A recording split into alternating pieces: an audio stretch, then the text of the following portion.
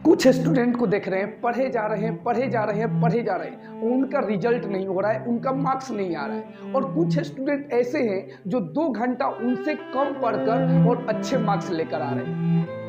और उनके दिमाग में एक अहम डाल दिया गया है कि 12 घंटे, 13 घंटे, 15 घंटे पढ़ने से हमें रिजल्ट होता है। मेरा खुद समझ नहीं आ रहा मैं क्या करूं। मतलब बेसिकली मैं 4 सब्जेक्ट्स में फेल हो गया था। नहीं होता यार मुझसे। सर मैं पढ़ता तो बहुत हूँ, सारे लेक्चर्स करता हूँ, नहीं कर पाता, मैं कंसंट्रेट नहीं बैठ पाता तुम लोगों की तरह 6-6 घंटे।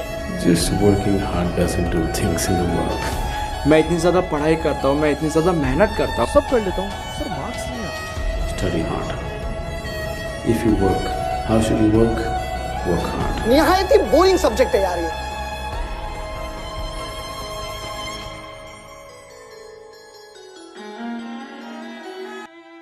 हाय एवरीवन, मेरा नाम है विशाल, mentor of 500 student.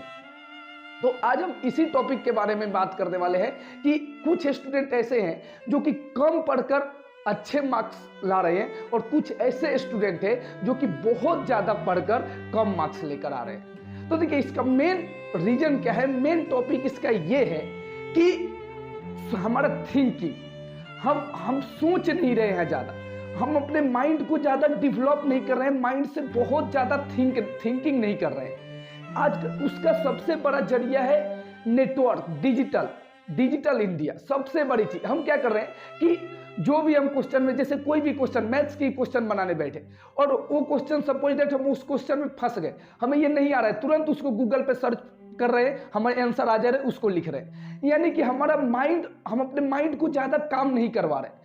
Suppose that एक एग्जांपल के तौर पर बता दो कि सपोज दैट आप कंबल, ब्लैंकेट लेकर, रजाई लेकर आप रजाई के अंदर सोए हैं और मम्मी को बोल रहे हैं सारी काम करने के लिए, ये कर दो, वो कर दो। सेम उसी तरीके से तो यहां पर क्या हो रहा है कि आपकी मम्मी काम कर रही है, आप नहीं कर रहे हो। सेम उसी तरीके से हमारा माइंड है कि हम माइंड को अपना काम नहीं करा रहे हैं।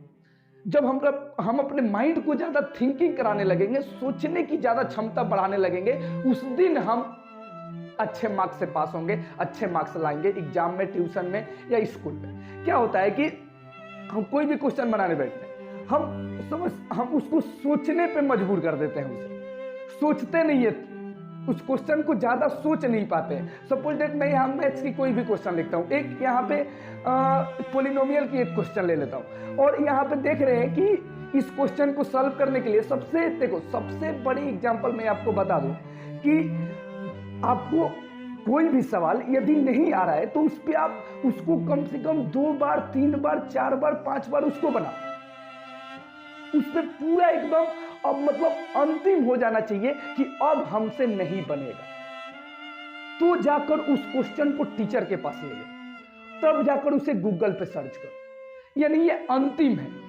क्या होता है कि जब एक क्वेश्चन को तुम मान लो 3 बार, 3 बार, 4 बार, 5 बार उसको रिवाइज कर लिया और बार बार कोई एक जगह ऐसा है जहां हम जाकर फंस जा रहे हैं ऑटोमेटिक।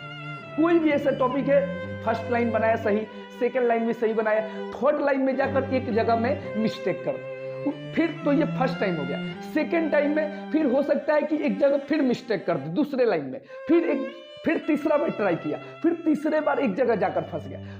तो इतना टाइम करने के बाद एक लास्ट टाइम ऐसा हो जो कि ये लास्ट है, इसके बाद हम नहीं कर सकते, यानी हमारा आंसर नहीं निकलेगा, तब जाकर उसे गूगल पे सर्च करो या किसी टीचर के पास ले जाओ और उसको ध्यान से देखो कि टीचर ने क्या सही किया और मैं उस वक्त क्या गलत कर रहा था।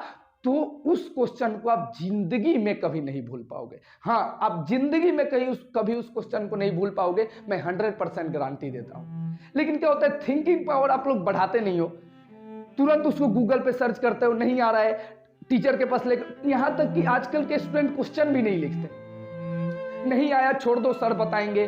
तुरंत यहाँ पे कोई भी क्वेश्चन में फंस गए, तुरंत हम उसको लाए, तुरंत लिख लिए कॉपी में। ये सबसे बड़ी चीज है। और देखो दूसरी बात कि रटना छोड़ दो। कोई भी सब्जेक्ट हो, मैथ हो, साइंस हो, एसएस हो, रटने से हमें कुछ नहीं होता है। हम बार बार बताते हैं, रटो मत। जितनी आप रटोगे चीजों को, आजकल के समय में जो स्टूडेंट ज्यादा रटेंगे ना, उनका कुछ नहीं होगा। हमें थिंकिंग पावर को बढ़ाना है। हमें क्या होना है कि कोई भी हम साइंस पर किसी भी प्रकार के क्वेश्चन पढ़ रहे हैं, साइंस पढ़े, एसएस पढ़े, हमें आसपास की चीजों को एग्जाम्पल लेकर पढ़ना है। कि फिजिक्स की कोई कंसेप्ट पढ़ रहे हैं, फिजिक्स की फिनोमेना को लेकर पढ़ना है। फिजिक्स जैसे फर्स्ट 9th में है कि न्यूटन्स लॉ ऑफ मोशन, तो first Newton law of motion क्या बोलता है कि कोई भी वस्तु विराम की अवस्था या रेस्ट की अवस्था में, कोई भी ऑब्जेक्ट, इंग्लिश की बात करें, कोई भी ऑब्जेक्ट यदि मोशन में है तो वह मोशन में ही रहना पसंद करेगी, और कोई भी ऑब्जेक्ट यदि रेस्ट में है तो वह रेस्ट में ही रहना पसंद करेगी जब तक कि कोई एक्सटर्नल फोर्स काम ना करे। सपोज डेट ये पेन है, तो इसे यहाँ पे है सपोज डेट, अभी किस स्टेट में, रेस्ट में, तो हमें इसको मोशन में तब तक नहीं होगा जब तक कि हम इसको अपने हाथों से उठाकर यहाँ ना रख दे या किसी और जगह पे ना रख दे, तब तक यह इसकी स्टेट जो है, अवस्था जो है, चेंज नहीं होगी। तो इसे आसपास के एग्जाम्पल को, आसपास के ऑब्जेक्ट को लेकर हम पढ़ाई करेंगे कि हाँ ये कैसे। उसी तरीके से थर्ड लॉ ऑफ मोशन क्या है कि प्रत्येक क्रिया के समान प्रतिक्रिया, यानी जितनी ताकत से हम किसी चीज को मारते हैं, जितनी ताकत से हम दीवार पे, अगर सपोज दैट बॉल को जितनी ताकत से हम दीवार पे फेंकते हैं, उतने तेजी से वो वापस आता है। तो इन सभी एग्जाम्पल को, आसपास के फिजिक्स के फेनोमेना को लेकर हमें चीजों को पढ़ना है और समझना है, और थिंकिंग लेवल को बढ़ाना है। सबसे पहले हम थिंकिंग पावर को नहीं बढ़ाते हैं, इसलिए हम किसी भी चीज को ज्यादा से ज्यादा क्या करते हैं, कितना देर भी एक बड़ी अहम डाल दिया जाता है। बहुत लोग घर में भी देखे होंगे, हर लोग बोलता है कि 12 घंटा पढ़ो, 13 घंटा पढ़ो, 10 घंटा पढ़ो। तुम ये देखो लड़का ये 10 घंटा पढ़ रहा है, ये 12 घंटा पढ़ रहा है। अरे ऐसा कुछ नहीं होता। 12 घंटा 10 घंटा पढ़ने से रिजल्ट नहीं होता है। मैं बता रहा हूँ 10 घंटा पढ़ने से रिजल्ट नहीं होता है। आप 2 घंटा पढ़ो, लेकिन उस 2 घंटा में आप अपनी पूरी जी जान लगा दो उस पढ़ाई। और इसी टॉपिक पे आप चलो डेली के डेली, ऐसा डेली आप 2 घंटा निकालो पढ़ाई के लिए। जरूरी नहीं है आपको 10 घंटा 12 घंटा नहीं पढ़ना है, 2 घंटा निकालो, लेकिन वो जो 2 घंटा है आप पूरी कंसिस्टेंसी के साथ उस पर फोकस करो और अपनी थिंकिंग लेवल को बढ़ाओ और मोबाइल से दूर रहो। यहाँ पे ज्यादा कोई भी क्वेश्चन अगर आप फंसे तो ये नहीं कि मोबाइल में तुरंत देख ले, मोबाइल में नहीं देखना है, आपको थिंकिंग करना है, सोचना है उसके बारे में बहुत ज्यादा। और आसपास के, जैसे साइंस पढ़ रहे हैं तो आसपास के एग्जाम्पल को लेकर हमें साइंस के बारे में पढ़ना है, वो चीजें सीखना है, वो लाइफ टाइम तक याद रहती है। अगर हम चीजों को रट लेते हैं, देखिए एग्जाम में जाते हैं तो नर्वस हमें फील होता है। सबसे बड़ी चीज होती है नर्वस लोगों के सामने। जब एग्जाम हॉल में, जब मैट्रिक या 9th या 10th, किसी भी, जब 10th बोर्ड की एग्जाम होती है तो बहुत सारे स्टूडेंट एग्जाम देने जाते हैं। वो बोर्ड में क्या करते हैं, रट के जाते हैं, वो तो चीजें समझे नहीं है, रट के जाते हैं बहुत सारे स्टूडेंट। और वहां पे अलग अलग स्कूल के बच्चे आते हैं, बहुत सारे भीड़ होती है, और यहाँ पे क्या 100 या 50 स्टूडेंट के बीच बैठकर या 200 स्टूडेंट के बीच में बैठकर पढ़े हैं, और वहां पे तो हजारों स्टूडेंट आएंगे ना, तो वहां पे नर्वस फील होती है अलग अलग कॉलेज के, अलग अलग स्कूल के बच्चे को देखकर। तो जो चीज हम रट के जाते हैं ना, तो वहां पे वो भूल जाते हैं। लेकिन वही चीज हम अगर कंसेप्ट सीखकर एग्जाम हॉल में बैठे तो फिर वो हमारे दिमाग में ऑटोमेटिक अलग अलग शब्द आते जाते। चलो ये शब्द नहीं तो ये शब्द आया, ये शब्द नहीं तो ये शब्द। और जब रट के जाते हैं तो उस शब्द को हम ढूंढते हैं कि ये शब्द मैंने पढ़ा था तो यही शब्द लिखेंगे। और नर्वस के कारण उस आप तो नर्वस है तो वो चीजें आपको याद नहीं आता है। और यही चीजें हम यदि समझ कर जाते हैं तो इधर से नहीं तो उधर से एग्जाम्पल लेकर हम आसानी से एग्जाम हॉल में उस क्वेश्चन का आंसर दे देते हैं, हमें कोई प्रॉब्लम नहीं होती है।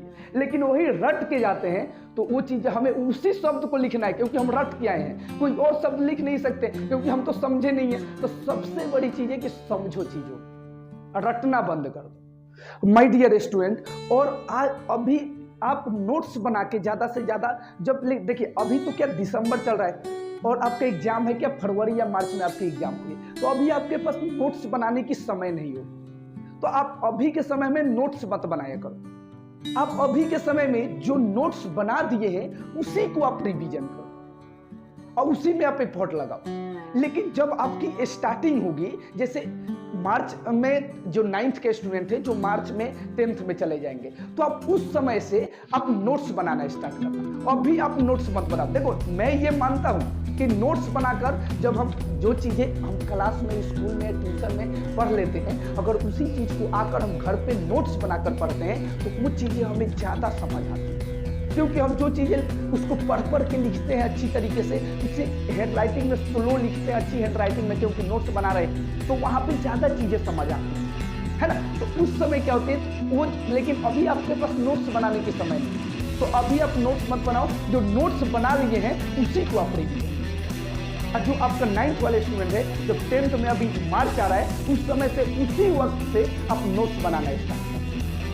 और जिस तरीके से मैंने बताया है उसी तरीके से करना, रटना मत किसी चीज को, समझना, आसपास के एग्जाम्पल को लेकर ज्यादा से ज्यादा समझने की कोशिश। तो सभी स्टूडेंट के लिए, my dear student, thank you, best of luck आप सभी के लिए, आप सभी के जीवन की हार्दिक शुभकामना करता हूँ। और आप सभी के जो एग्जाम आ रहा है अच्छे तरीके से आप अपना अच्छा मार्क्स लाओ और आपके उज्जवल भविष्य की कामना करता हूँ।